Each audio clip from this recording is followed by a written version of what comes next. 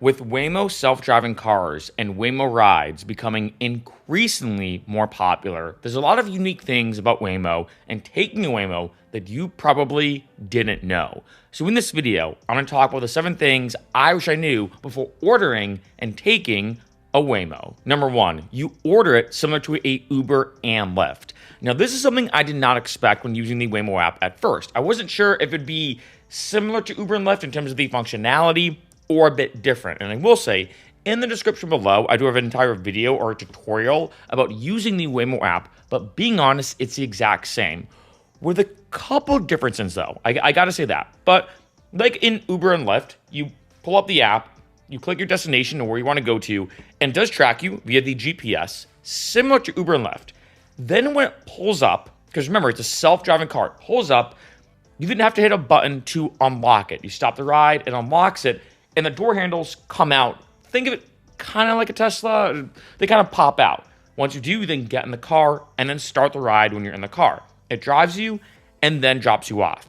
So in some sense of the phrase, it's similar to an Uber and Lyft, but there's a lot of differences as well. That being said, ordering it and taking it is very similar. Number 2, you're alone in the car. Now this is something when watching this video, you probably already know with how popular Waymo has gotten. But when I first took one, I did not know that. I was accepted to Waymo. I got put on the wait list and got accepted because I actually met somebody from Google. So I got very lucky to be one of the early people to take a Waymo. I thought there was gonna be somebody in there with like a clipboard or just sitting there just in case something went wrong. No, you are completely alone in the car. And I still remember my first time taking a Waymo. I actually have a playlist listed below of all the different Waymo videos I've done. And I recorded my first ever Waymo ride. And you can see in that vlog video where people are coming up to the car and taking pictures and photos because it was so trippy. You know, this is in July of 2024. So it was a while ago. This is in the infancy stages of Waymo. And I got in the car and I'm like, wait a minute. There's nobody sitting here with me. It's me alone. And I sat in shotgun. So it almost looked like a prank, like a YouTube prank or something where I'm sitting shotgun, there's no driver, and the car's just doing its own thing. Now, I will say you can only have 4 people in the car. You cannot have anybody sitting in the driver's seat, even though I guess technically there's no one sitting there. You can't have anybody there. So 1 in shotgun, 3 in back. But it is trippy. I gotta be honest. When I first took a Waymo, I was by myself, sat in the car did everything on its own. Of course, that's what happens with a Waymo self-driving car. So keep that in mind. When you get in the car, you are completely alone. Number 3, observation. So let's say something goes wrong. Let's say you're doing something illegal in the car. Can they see you? Can they hear you? Yes and no. The way it works is they cannot hear you. So if you're sitting in the back seat or in the front seat or whatever, and you're talking to your friend, you're on the phone, Waymo cannot hear you, but they can see everything you're doing, right? So there's been a lot of stories of, let's say, people fitting 5 people in the car when it can only be 4, and Waymo can see that, and they will actually pull the car over. They do have the control from their Waymo headquarters, wherever it is, to do stuff to the car remotely, right? So I heard about one story on Reddit, like I said, they tried to fit 5 people in the car, Waymo, or a Waymo technician or whatever, saw it, how the car pulled over, and they had to get out and end the ride. Now, the way it works with the audio, which is kind of interesting, is according to Waymo, they cannot hear what you're saying, like I said. It's muted. But remember, people can still read lips. So in my mind, I'm like, I still kind of feel like I'm being observed. Like, I know they can't hear me, but if they can read my lips or whatever, you never know. However, if, let's say, there's a situation. So I remember this happened with me and my friends. One of them was not wearing their seatbelt. And we heard a bing, like a weird noise, and some guy came on the Waymo speaker and said, hey guys, just want to say that we noticed the person in the back seat, the guy with the white t-shirt, he's not wearing a seatbelt. Can you have him put it on? We're like, yeah, we can have him put it on. And they said, okay. So the audio is muted, but if they need to reach out to you or talk to you, they can unmute that feature, and you have a conversation with them via the car. It is kind of trippy, almost kind of dystopian, or you could argue, is it utopian or dystopian, because it is a self-driving car. Maybe a subject for a different video, but keep in mind, you are being observed, and if something does go wrong, if, like, say you're doing something illegal or doing something that's not allowed, they can also control the car and talk to you via audio. Number 4, music. This one's kind of weird. It's not a normal radio as we think of it. connecting your phone to the car doesn't really exist. Maybe that's a feature they'll add in later. But here's the way it works in terms of playing music. I'll put that in quotation marks.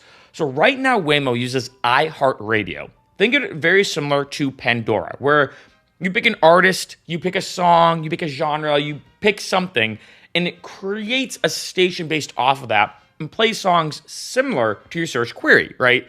The way it works, though, is you have to do this in the app. So you pull up the app, like say when you're driving, you cannot really do this on the Waymo car or the Waymo console itself. So you're on the app, and then you search for an artist, a song, a genre, a mood, a theme, whatever the case is. You find that radio station, you click it, and then it will play in the car itself. So you first have to set up that radio station on your phone. Then you can control it on the car console. And I might as well say, figured why not? In case you know, I'm an electronic artist, so my Ferchero station is actually on iHeartRadio. So you can add me if you want to bump some of my music in that Waymo. But the way it works, though, and this is very important, is once you start playing that station, so let's say you pick the Ferchero station on iHeartRadio, for example, you could only have, I think it's like 5 or 6 skips per hour on that station.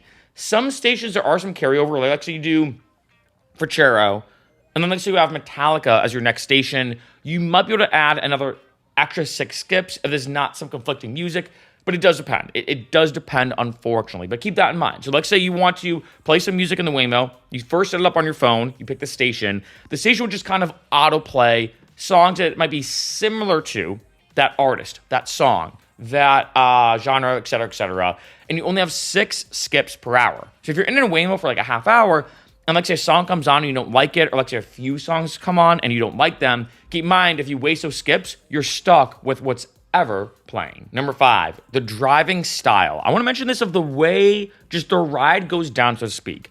1, the car moves completely on its own and also moves the steering wheel. I don't know why that's as trippy as it is, but I still remember the first time when I took a Waymo, as you're driving and it takes, like, say, a left turn, the steering wheel will turn, right? So the steering wheel will move in accordance to what's going on. It's pretty ridiculous just sitting it and seeing the Waymo do everything, turning on its blinker. If, let's say, it starts raining and needs to use the windshield wipers, whatever the case is, it's wild. It is wild seeing the Waymo do its thing. Secondly, is I hate to say it, one of the biggest drawbacks of Waymo is it usually takes, or sometimes most of the time, I might as well say, takes longer to get there. Waymo drives very slow because the biggest thing is it goes very much so by the book, right? If you think of like the most optimal by the book driving style of the perfect driver, that's what Waymo is. It does not go above the speed limit. It tries to make sure that it merges in an effective way, right? And I think this is tough because if you look at like driving in more of a rural area, not too bad, but like say in a city, you kind of have to be a bit aggressive. And yes, Waymo is pretty good, I will say, about having a good balance, I guess, of being by the book while also still being a bit aggressive because you kind of have to be when driving in a city. But Waymo is very, very passive. So keep in mind, it can take a lot longer to get to your destination as opposed to an Uber or Lyft because it goes very much so by the book. Now, the good thing is, back in the day with Waymo, in case you didn't know, Waymo did not go on highways. It was only back roads.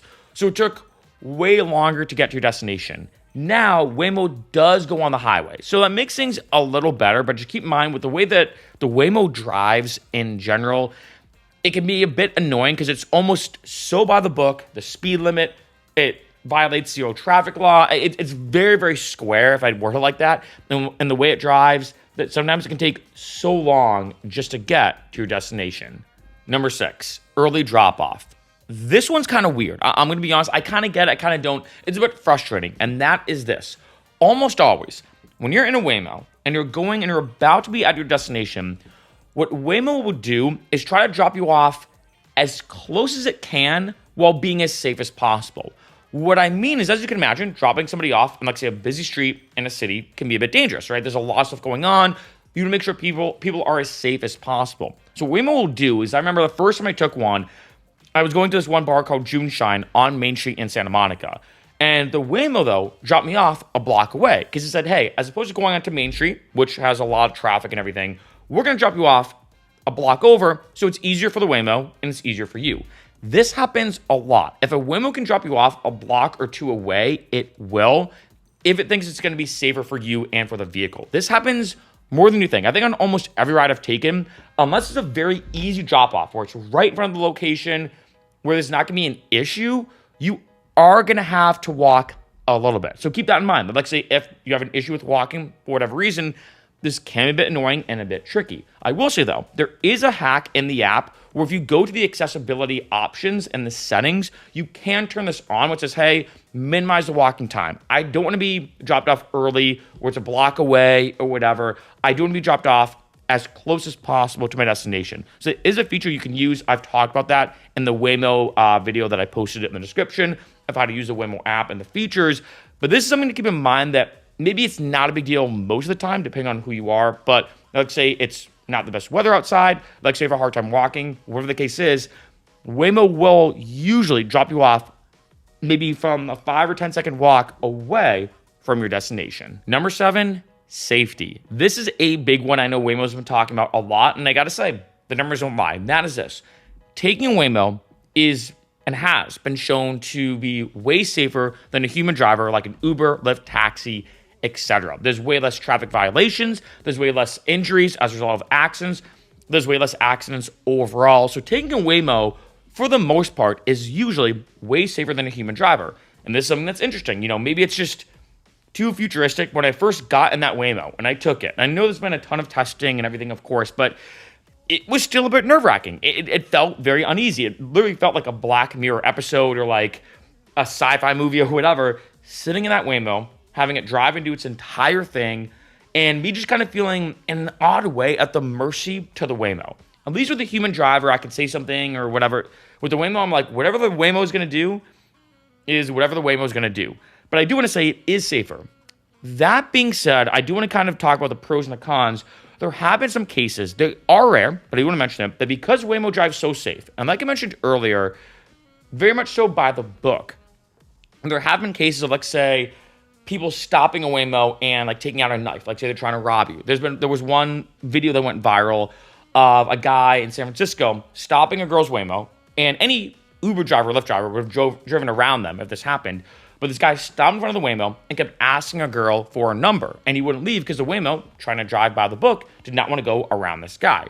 So there have been some situations of people, I might even say, messing with the Waymo algorithm to try to get stuff out of people, like say if they're inside the car or whatever. I will say this. Those kind of stories are very far and few between. Like a handful of all Waymo rides, this kind of stuff has happened. As you can imagine, these stories do kind of go viral because they're like, oh my God, if I get in a Waymo, am I going to be very unsafe? For the most part, there's like a 0.0001% chance something's going to happen. But I do want to mention that typically when you look at all the numbers and everything, being in a Waymo has been shown in numerous instances to be way safer than an Uber driver, Lyft driver, taxi driver, or basically a human driver. And now, a bonus thing that I wish I knew before ordering and taking a Waymo is it being cheaper.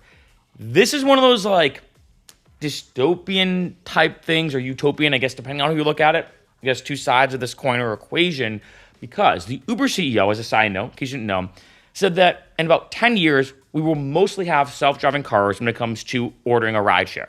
That human Uber drivers and Lyft drivers and taxi drivers will probably not exist in about 10 years, which is crazy. We're only a decade away from that.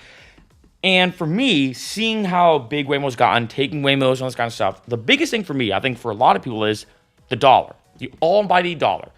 A lot of people pull up Uber, pull up Lyft, and say, which one's cheaper? Let's take that one. And at first, Waymo was always more expensive, pretty much 100% of the time. And it was kind of like a novelty. I was like, all right, I'll get in this Waymo thing. I'll do a video about it for YouTube. It would be kind of interesting. I want to try something new. Let's just take a Waymo. I remember ordering it for my friends because I'm like, hey, you haven't tried this yet? Check this out, you know? But now it's becoming increasingly cheaper and cheaper. You know, I've noticed that a lot of times now when I go out, I say, is Uber cheaper, Lyft cheaper, or Waymo? I actually check all three because there are some times where Waymo is the cheaper option. And I want to mention this because this is both bittersweet. Like I said, on one end, you could argue this is great. For a lot of people, they say, hey, if it's cheaper, I don't care how I get there. I don't care if it's a self-driving car. I don't care if it's a human driver. If it's cheaper, I'm ordering that. On the other end, you could argue this is the start. That at some point, I can see, maybe this year or next year, or as time goes on, that Waymos are always cheaper. And for all my human Uber drivers, Lyft drivers, and taxi drivers out there, they could say, shoot, I can't compete with this. If everyone's starting to order a Waymo, I won't have that much work because Uber will always be more expensive. Now, granted, we're going a bit down the rabbit hole here, but I do want to mention this because at first, like I said, Waymos were always more expensive. Always. It wasn't even a question. It was more of a novelty, a fun thing to do, just as like a why not get a Waymo? Now, though, it is becoming significantly cheaper. And that's one thing I want to say, that if you look at Uber versus Lyft versus Waymo, Waymo's been getting significantly cheaper over time.